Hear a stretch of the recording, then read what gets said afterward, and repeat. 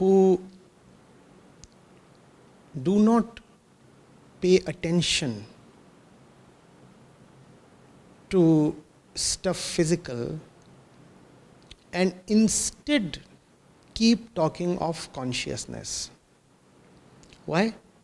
Because remember that consciousness is the subject matter of Vidya. Avidya talks of everything except consciousness. So science, technology, everything comes in the domain of Avidya. History, geography, the languages, mathematics, economics. Avidya. What is it that Vidya comprises of? Consciousness. Now look at this fellow who is trying to get Vidya. He worships Vidya without knowing anything or much about the factual or objective world. Do you understand his situation? He's saying, I do not know anything about the world. I do not know anything about the material. I do not know anything about the body or sensual perception. But I am greatly interested in consciousness. I am greatly interested in consciousness. This man does not understand material but is interested in consciousness. Okay. Is this clear? What this man wants? Right. Now what is consciousness?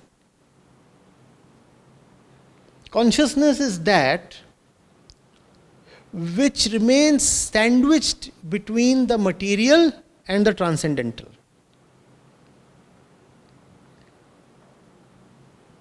Without the material, man's consciousness is nothing, or is it?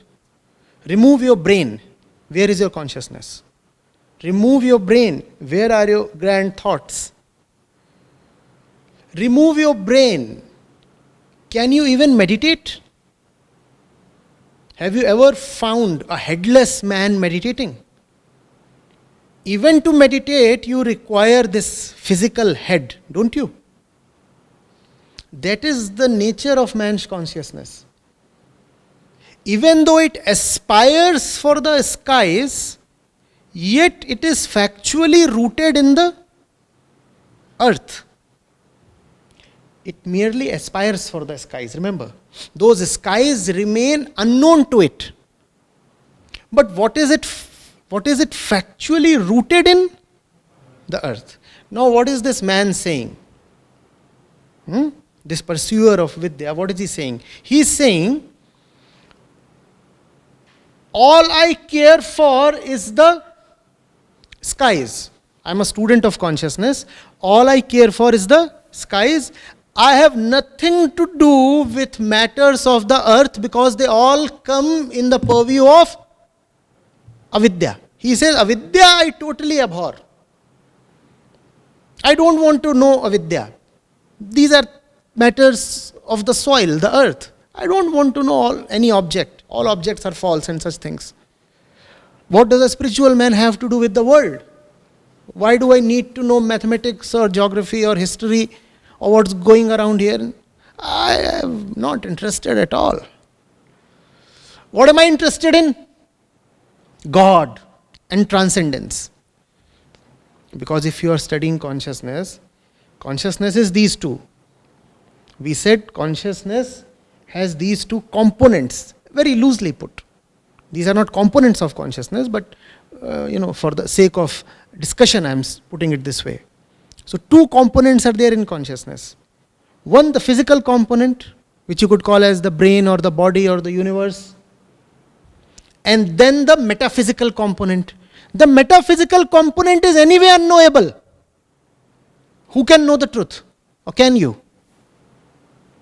The metaphysical component is anyway by definition unknowable.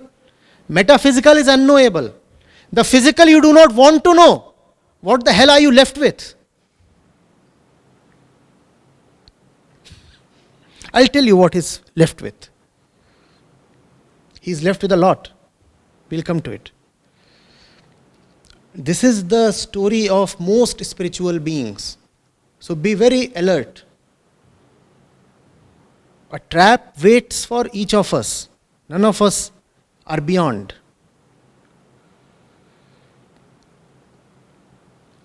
Metaphysical is unknowable. Physical, I'm no more interested in. Because I'm a spiritual seeker, you see. Why are you telling me stories of the world? I do not know what's going on in politics. I do not know how to drive, how to cook, how to play. I cannot hold the racket in my hands properly. Everything that has to do with the physical universe, I'm a dud at. In matters of this world, who am I? A dud. In matters of those world, nobody can know anything. So factually, fundamentally, I am someone who is a dud in a double role. He is a dud with 3 Ds. Double D-U-D.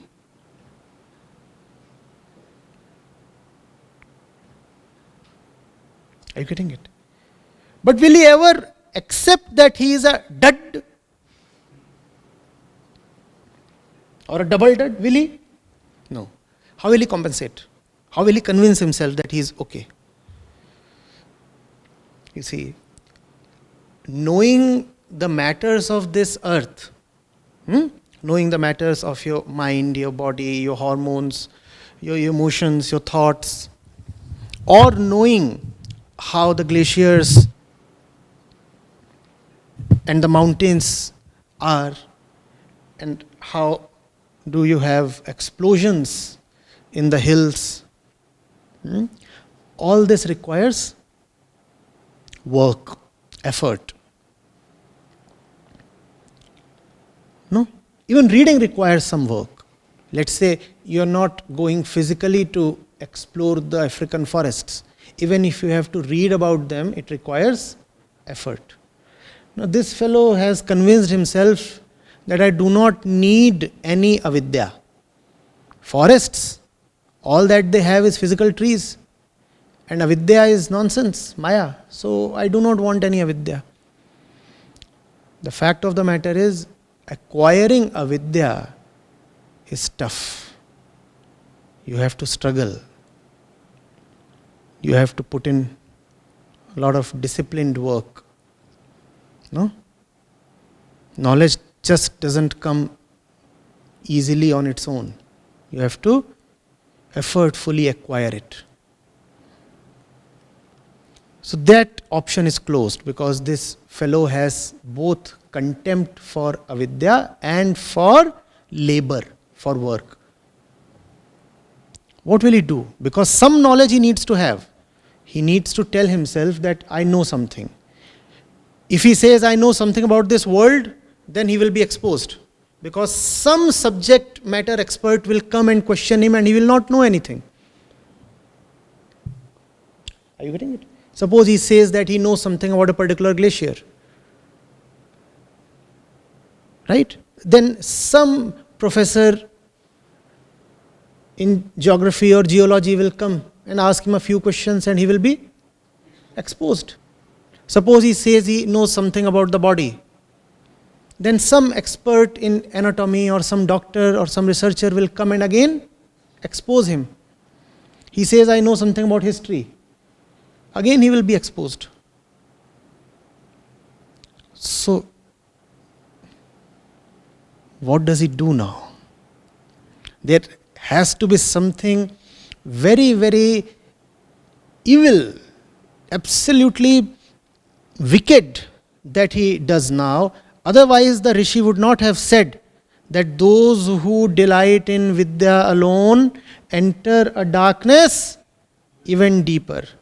Something very sinister is brewing. What is it? Think. This fellow needs to convince himself and others to be respectable in his own eyes that he knows something. Only two things are there to be known in the field of Vidya. Either this world or that which is unknowable. This world he neither knows nor can he claim to know, because if he claims, his claims would be exposed. So what does he do? And that which he does has been done by all the hypocrites and the priests and the charlatans throughout the course of history. What is it? No, be more specific. Yes. He will manufacture knowledge about the beyond. Because he has to say that he has some knowledge. Worldly knowledge he has not. So what does he do? He concocts knowledge. He manufactures stories. He says, I have special knowledge of the beyond, I will tell you. God lives in a special palace. Now, no scientist can dispute this. He can never be refuted decisively on this. Or can he be? Yeah, you can argue with him, but you can never decisively disprove what he is saying. Because what he is saying is beyond any verification. It cannot be falsified. Or that these certain things are within the body, but no equipment or probe can detect them. Now what he's saying is, these things are there, but these cannot be detected. How do you falsify him? You cannot falsify him. Or such an experience can be had. A great, exotic and uplifting bliss you can experience.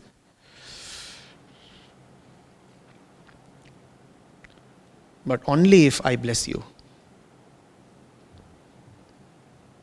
This has been the method of the fraudster. The cheat who has labeled himself as a guru. And this has been happening since centuries and millennia. This bugger has no worldly knowledge. Ask him about any academic discipline and he is zero. He talks a lot.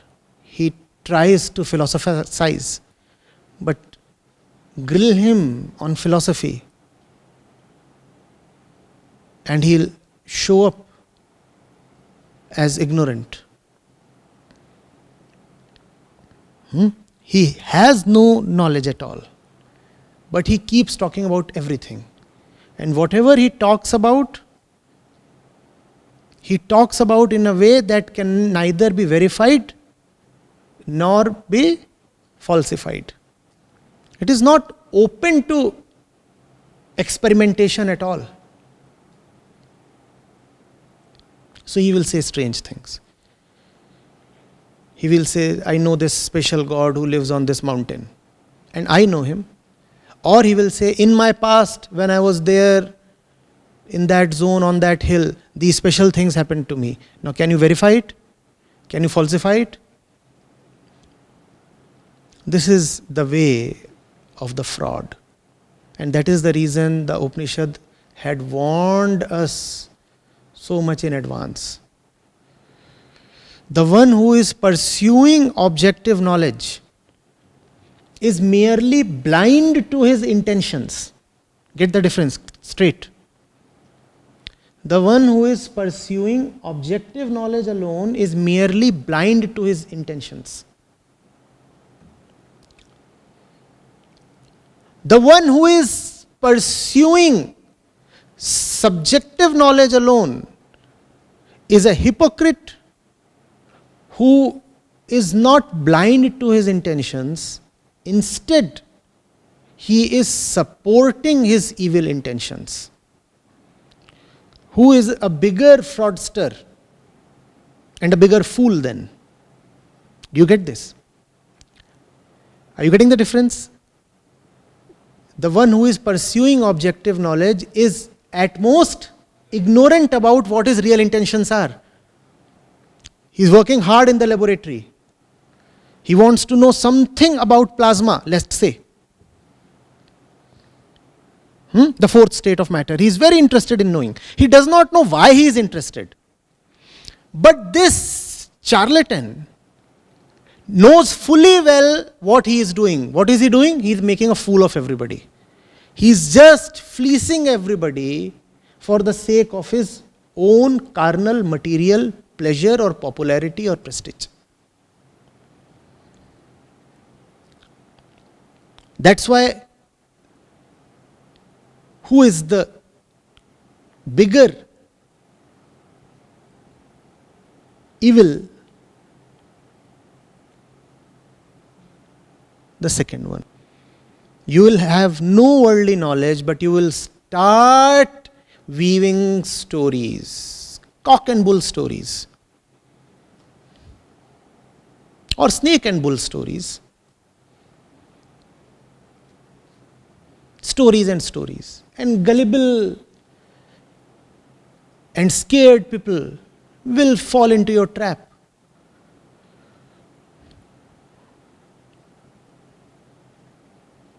And I didn't say uneducated people. Sometimes even very educated people can act very foolishly. Because you see, you are not talking of anything that is verifiable. You are talking of none less than God. So even if you are trained in science and technology, you can still start feeling, but you see, this man is saying that he has directly met God on those hills. So, I mean, what if he is even 5% right? Why should I run the risk of displeasing, such a big man? Far better it is to, just touch his feet and believe in whatever he says. After all, what do I lose? And his stories are big, seriously big. And his claims are so outrageous that I can't even dismiss them.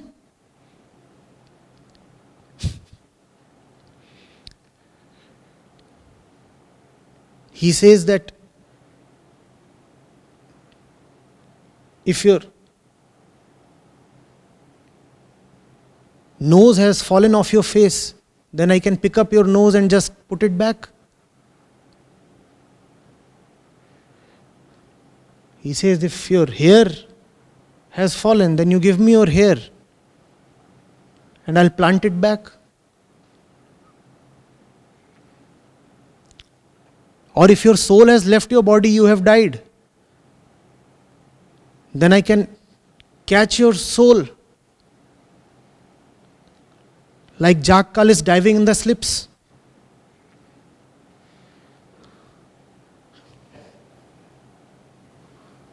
And then I can put it back in your body. And you start feeling doubtful. You say, this man is surely talking a lot of horse shit, but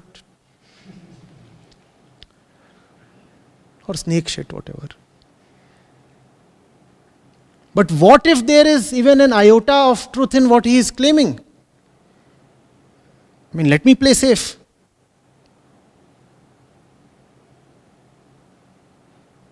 Let me play safe. All that he is demanding is rupees 1 lakh for 500 milliliter of consecrated water. I can pay that to him, He says that if he touches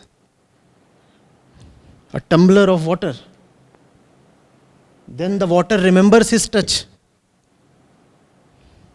Water has memory, he says. That too in front of technical people. And then he says, now this water has been consecrated, I'll sell it for 1 lakh rupees. I mean, it's just 1 lakh rupees. I can just pay and get some insurance cover, Otherwise, who wants to incur his wrath?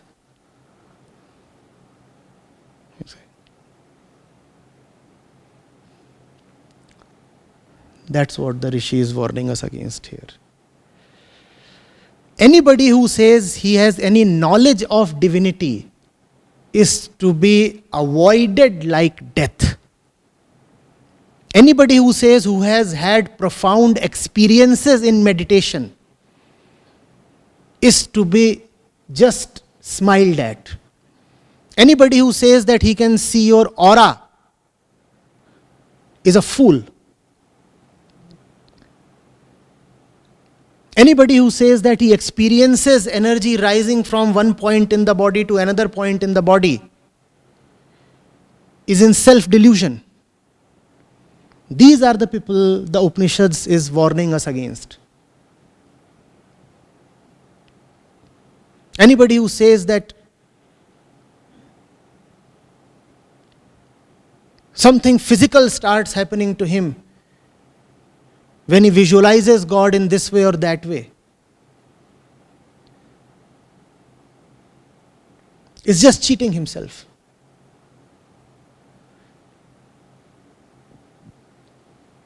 Are you getting this?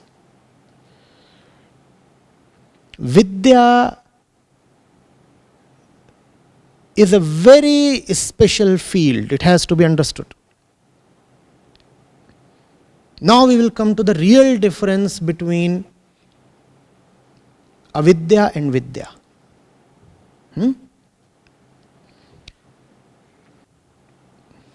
It is usually never expressed this way. Therefore, you must now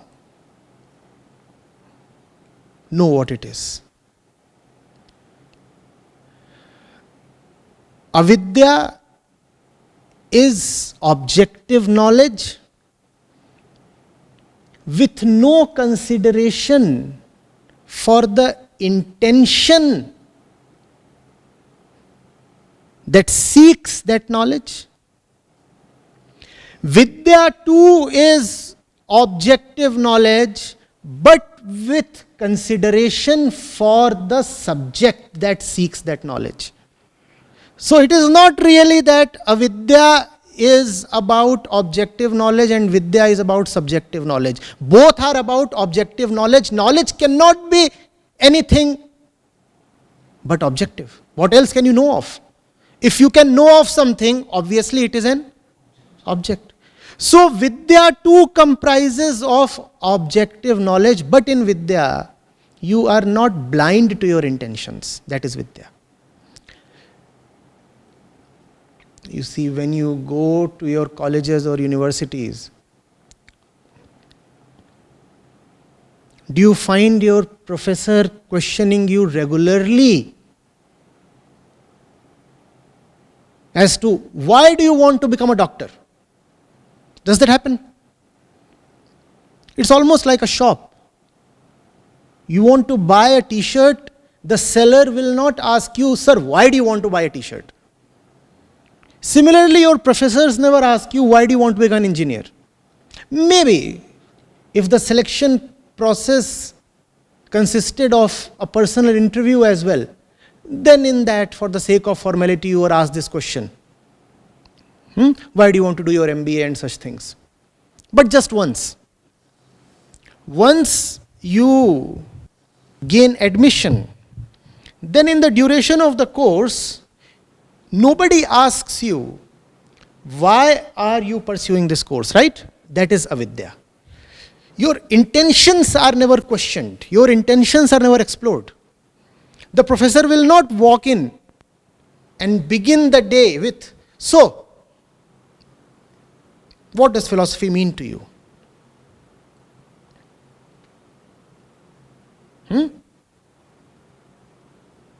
What is it in you that feels attracted to mathematics?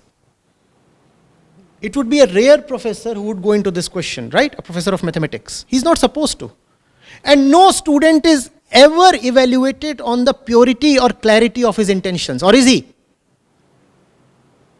if you have taken admission in a mathematics course,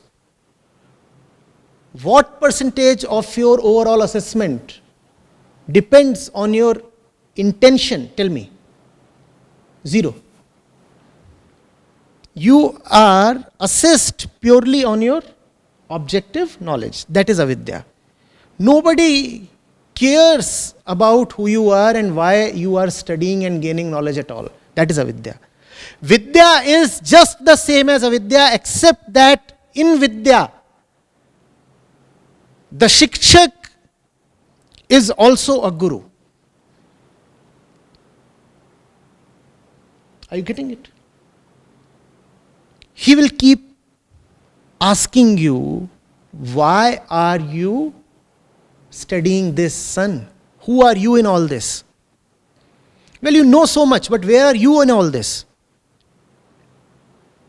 Or are you just a hard disk, a data drive of some kind? Where is the self? Where is the I? What is the center of all your knowledge? To whom is all this knowledge? This is Vidya. Are you getting it? This is real Vidya.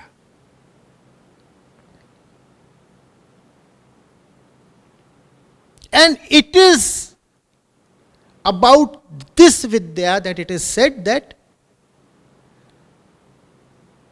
that which liberates is Vidya. Here the Rishi is saying those who delight in Vidya fall into a deep darkness. At the same time the scriptures say, Ya vimuktaye sa Vidya. That which liberates is called Vidya. Now how can there be this contradiction? Surely there is something called false Vidya and true Vidya. Here the seer is alerting you against false Vidya. And in that other shlok, the seer is telling you about real Vidya. That which liberates. Liberates from what? Liberates from your blindness about yourself. That is called Vidya. So, do you need separate and special centers where spiritual training has to be given? Not necessarily. These same classrooms where the languages, sciences, humanities, arts, and commerce and economics are being taught. These same institutions can act as centers of Vidya as well, provided the ones there have the sagacity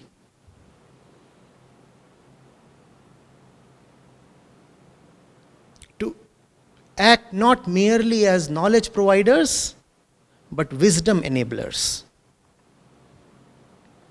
Unfortunately, that is rarely the case. Are you getting it? But if you have to choose between a place that offers only Vidya and a place that offers only Avidya, if you have to, as they say, choose between the devil and the deep sea, which one must you choose? A place that offers only Avidya.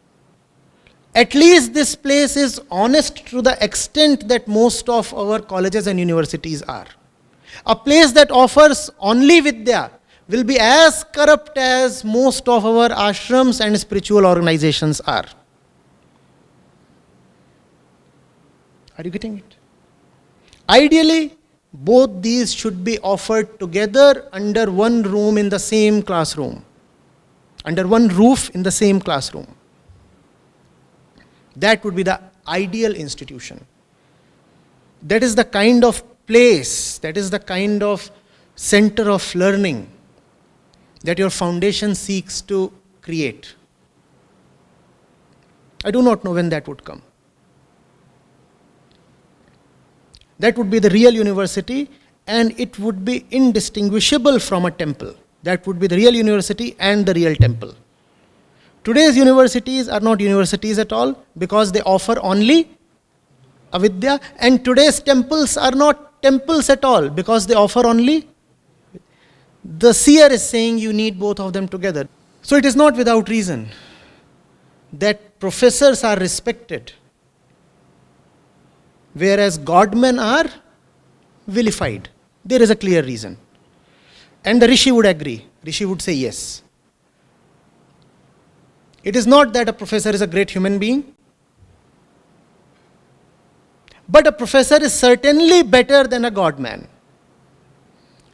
A professor at least offers you Avidya, which is an honest, objective fact about the world or about the body or about the mind, whatever. But the godman is a fraudster who does not know the world, and instead he is offering you fantastic stories about the beyond. And those stories will get you nowhere. It's just that instead of losing your ignorance, you will lose your bank balance. That's what the Guru is anyway eyeing.